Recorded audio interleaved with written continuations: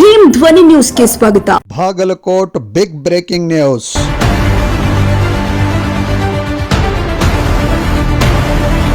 ಜಿಲ್ಲಾ ಆಡಳಿತ ಭವನದ ಪದವಿ ಪೂರ್ವ ಶಿಕ್ಷಣ ಉಪನಿರ್ದೇಶಕರ ಕಚೇರಿಯಲ್ಲಿ ವ್ಯಕ್ತಿಯೋರ್ವ ತನ್ನ ಅನುಕಂಪದ ನೌಕರಿ ನೇಮಕಾತಿಯಲ್ಲಿ ಆಗಿರುವ ಅನ್ಯಾಯವನ್ನು ಖಂಡಿಸಿ ಮನನೊಂದು ಮೈ ಮೇಲೆ ಡೀಸೆಲ್ ಸುರಿದುಕೊಂಡು ಆತ್ಮಹತ್ಯೆಗೆ ಯತ್ನಿಸಿರುವ ಘಟನೆಯೊಂದು ನಡೆದಿದೆ.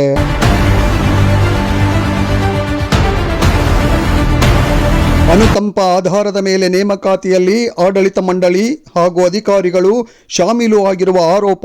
ಇದನ್ನು ಖಂಡಿಸಿ ಸುಮಾರು 3 ವರ್ಷಗಳಿಂದ ಕಾನೂನು ಹಾಗೂ ಇಲಾಖೆಯಲ್ಲಿ ಹೋರಾಟ ಮಾಡಿ ಮನನೊಂದು ಇಂದು ದಿನಾಂಕ 22/7/2026 ಜಿಲ್ಲಾ ಆಡಳಿತ ಭವನದ ಪದವಿ ಪೂರ್ವ ಉಪನಿರ್ದೇಶಕರ ಕಚೇರಿಯಲ್ಲಿ ಮೈ ಮೇಲೆ ಡೀಸೆಲ್ ಸುರಿದುಕೊಂಡು ಆತ್ಮಹತ್ಯೆಗೆ ಯತ್ನಿಸಿದ್ದು ತಿಳಿದು ಬಂದಿದೆ. ಕಾಯ್ದು ನೋಡೋಣ ಈ ಘಟನೆ ಕುರಿತು ಮುಂದಿನ ವಿದ್ಯಮಾನಗಳು ಏನು ಬರುತ್ತವೆ ಎಂದು.